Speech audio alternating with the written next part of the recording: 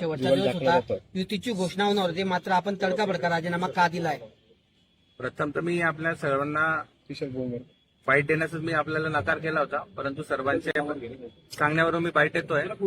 विषय असा होता की जळगाव महानगरपालिकेच्या निवडणुकीत महायुतीचं जे नियोजन चालू होतं त्याच्यामध्ये 75 जागांपैकी राष्ट्रवादीला फक्त 6 जागा देण्यात येत होत्या. त्यातही 4 जागा भाजपचे उमेदवार राष्ट्रवादीच्या तिकीटवर उभे राहावेत अशी त्यांचा सगळं गोंधळ चालू होता. ते झाल्यानंतर राष्ट्रवादीचे कार्यकर्त्यांनाही खूप नाराजीचं प्रमाण झालं व आज अजून आम्हाला नवीन जेव्हा फॉर्म भरताना आम्हाला अनिल पाटील आमचे मंत्री होते, त्यांचा माजी मंत्री होते, त्यांचा आम्हाला फोन आला की आज आपण युती तोडून टाकायची आहे आणि सकाळपासून तुम्ही एबी फॉर्म द्यायला सुरुवात करा. त्या पद्धतीने आम्ही जे आमच्याकडे मागणी झालेली होती त्या पद्धतीने आम्ही एबी फॉर्म द्यायला सुरुवात केली. प्रथम जे 4 लोक, एक स्पष्ट भाषेत सांगायचं झालं तर भाजपचे 4 उमेदवार होते जे राष्ट्रवादीच्या तिकिटावर लढणार होते, म्हणजे दत्तक पुत्र आमचे होते. त्यांना आम्ही पहिले 4 एबी फॉर्म दिले. त्यानंतर ही माहिती सदरील भाजपच्या नेत्यांना गेली असावी. मग भाजपच्या नेत्यांनी लगेच सेटलमेंटसाठी फोन करायला सुरुवात केली आमच्या काही जळगावच्या सेटलमेंट करणाऱ्या नेत्यांना, जे काही सो कॉल्ड पालकमंत्री म्हणत होते, पण 15 वर्षा पहिलेच होते. आता त्यांना काळ बदललेला आहे, त्यांना माहिती नसावं. ते झाल्यानंतर मग ऑटोमॅटिक सेटल झाले की तुम्हाला 1 जागा वाढून देऊ, 2 जागा वाढून देऊ, ते सर्व झालं. त्या उपरही 6 जागा मिळणार होत्या, तर त्याच्यातही 5च जागा त्यांना घेतल्या. 5 जागांमध्ये 4 ते दत्तक व 1 जागा जी आमच्या नेत्याच्या मुलाला दिली गेली. एकच वाईट जे वाटलं की मी 2019च्या विधानसभेत जेव्हा लढलो तेव्हाही एकही नगरसेवक इथे नव्हता. ह्याच कार्यकर्त्यांच्या जोरावर मलाही 50,000 मतं भाजप विरुद्ध मिळालेले होते. परंतु ह्याच नेत्यांनी वरती अजितदादांना म्हणा, सुनील तटकरे साहेबांना म्हणा, ज्यांना कोणी आमच्या नेत्यांना यांनी फिडिंग केली की इथे हे सगळ्या कार्यकर्त्यांचे आपले डिपॉझिट जमा होणार आहे, पण तशी वास्तविकता परिस्थिती नव्हती. एकच हेतू होता यांना की अभिषेक पाटील हा व्यक्ती आहे, ना याच्या वडील राजकारणात आहे ना याची आई राजकारणात आहे, पण याला पुढे जाऊ द्यायचं नाही, याचं एक सगळं षडयंत्र होतं. वाईट हे वाटतं की आमचा पक्षातले वरील ज्येष्ठ नेते जे आहेत, माझा राग कोणाबद्दल नाही, परंतु आमच्या पक्षाला जे लोक म्हणतात की तुमचा पक्ष 4 जिल्ह्यांचा, 4.5 जिल्ह्यांचा का 5 जिल्ह्यांचा, जे काही एक म्हण आहे ती वास्तविकता याला लागू का होते? कारण की आमचे नेते म्हणा, जे काही म्हणा, ते खाली आहे ना फक्त एका नेत्याला नेमलेलं असतं. मग तो 50-25 वर्ष जुना जरी असला आणि तो संपलेला जरी असला, इथं सेटलमेंट करणारा जरी असला, पण त्याच्या माहितीनुसार, त्याच्या ऐकण्यानुसार खालचे पक्ष चालवले जातात.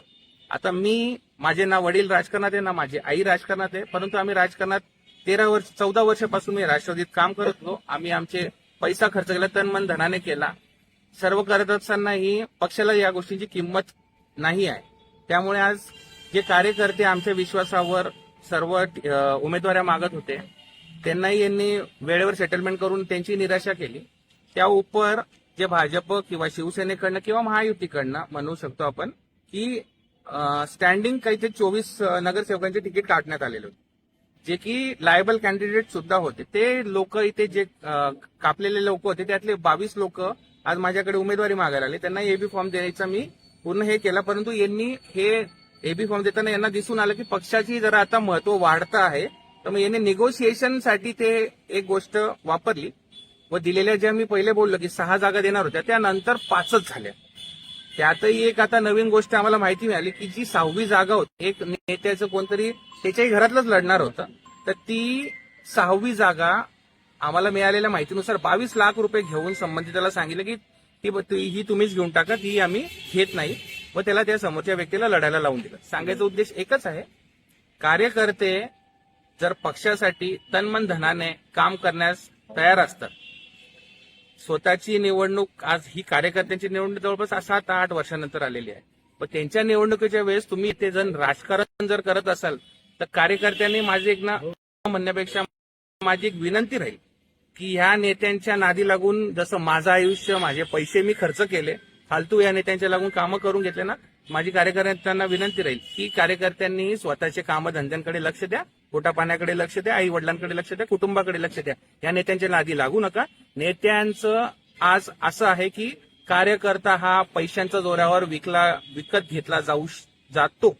हे स्पष्ट आज मी 4 नेत्यांकडनं 2 दिवसापासून ऐकतो आहे. आज राजकारणात निष्ठा वगैरे जे काही एक सोकॉल्ड असे म्हणायचो आपण, ते काही राहिलेलं नाही आहे, हे काळ्या दगडावरची रेस झालेली आहे.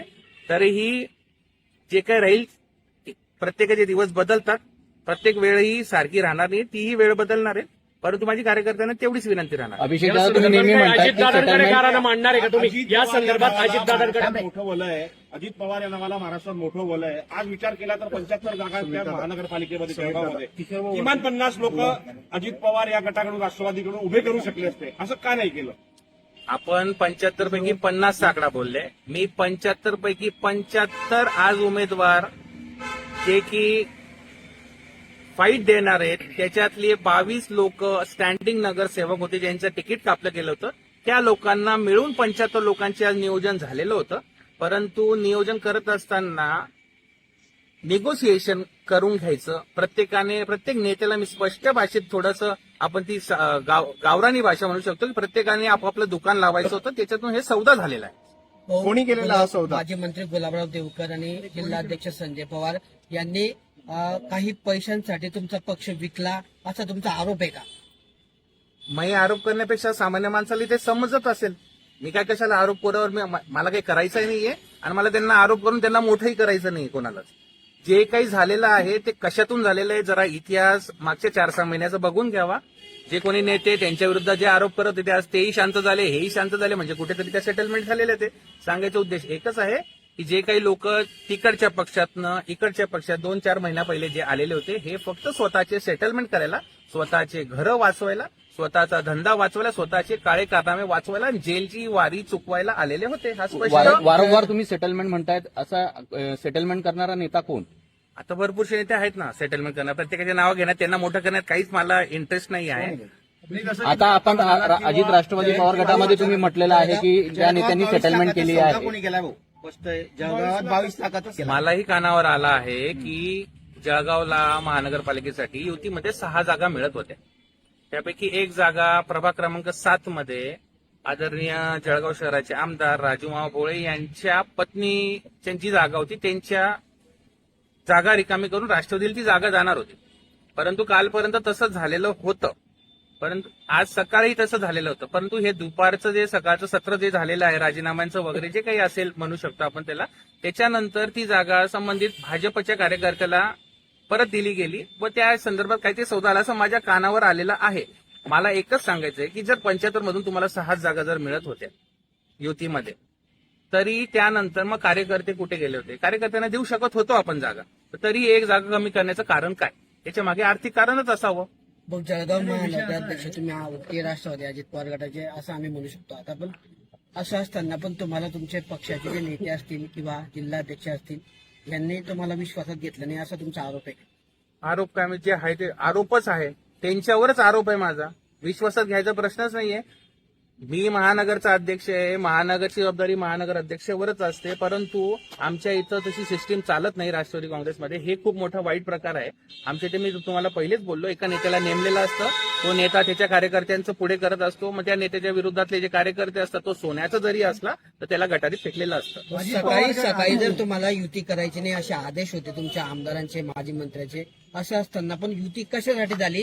कोणाच्या सांगण्यावर झाली? मी तुम्हाला तेच सांगतो. सकाळी 7 वाजता मला आमदारांचा फोन आला. मी रात्रभर माझे फोन चालू होते, मी 1 मिनिट सुद्धा झोपले नव्हतो. सकाळी 7 ला फोन आला. त्यांनी मला सध्या अशी सूचना दिली की तुम्ही एबी फॉर्म वाटायला सुरुवात करून द्या, जे होईल ते होईल, आपण ते बघत राहू. अजितदादांचा किंवा तटकरे साहेबांचा असं काहीतरी बोलले की मला आदेश आहे. त्यानंतर मी परत 8 वाजता त्यांना फोन लावला. म्हटलं दादा बहुधा आपण आपला गैरसमज असावा हे काही असं. मी परत त्यांना ते रिपीट केलं की युतीचे उमेदवारीसाठी अर्ज वाटायचे आहेत का? तर त्यांनी मला सांगितलं संबंधित 2 नेते जे आमचे जळगावचे त्यांच्याकडे एबी फॉर्म पाठवलेले आहेत, तुम्ही तिघं बसून, मी महानगर अध्यक्ष आहे, सह्यांचा अधिकार तर मला नव्हता, कारण की त्यांनी ऑलरेडी त्याच्यावर ताबा करून ठेवलेला असल्या कारणाने, हे कारणांमुळे त्यांना मी विचारलं. 11 वाजेपर्यंत हे सदरी आमची बैठक राष्ट्रवादी काँग्रेस पार्टी कार्यालयातही झाली. त्यानंतर 11:30 वाजता भाजपच्या कोणी नेत्यांचा किंवा तिथे नियोजन करण्याचा फोन आला. मग त्यानंतर हे सूत्र फिरायला सुरुवात झाली. सगळे आरोप लावलेले सगळं सांगताय की आर्थिक व्यवहार असेल, तुम्हाला आमदारात ठेवण्यात आलेलं वगैरे वगैरे सेटलमेंट झाल्या. आता ह्या तक्रारी किंवा तुमचं जे म्हणणं आहे हे इथपर्यंत मर्यादित ठेवणार आहे की तुम्ही थेट राजीनामा दिल्यानंतरही अजितदादांची भेट घेणार आहात आणि सगळे विषय सांगणार आहात? मी मागील 16 वर्षापासून या पक्षाचा काम करत आहे. मी युवक अध्यक्ष, विद्यार्थी अध्यक्षपासून आज अॅडल्ट अध्यक्षपर्यंत. मला सांगितलं होतं की तुला जळगावमध्ये निवडणूक लढवायची. मला माहिती होतं इथे आपला पराभव होणार आहे, पण पक्षाच्या आदेशामुळे केलं. परंतु आता मी पक्षाला नमस्कार केलेला आहे. पक्षाचा जिल्हाध्यक्ष पदाचा मी राजीनामा दिलाय. मी सदस्यत्वाचा सुद्धा राजीनामा दिलाय. मला असं घाणेरडं राजकारण करायची आता मुळीच इच्छा नाही आहे. पुढची भूमिका काय राहील भाऊ? एक मिनिट. अजित पवार पक्ष जो आहे असं म्हणलं की भाजपला जळगाव जिल्ह्यात विकला गेलाय का? अजित पवार 100% मी तुम्हाला वारंवार तेच सांगतोय. कसा? सेटलमेंटच होत आहे, तो विकलाच गेलेला आहे, झालाच ना. मी तुम्हाला तेच सांगतोय. 75 पैकी 6 मिळाल्या होत्या, परंतु फॉर्म भरताना 5च भरले. मग एक तर तुम्हाला 3% 4% जर जागा मिळत होत्या कार्यकर्त्यांसाठी, त्याही आपण लोकांना दिल्यात.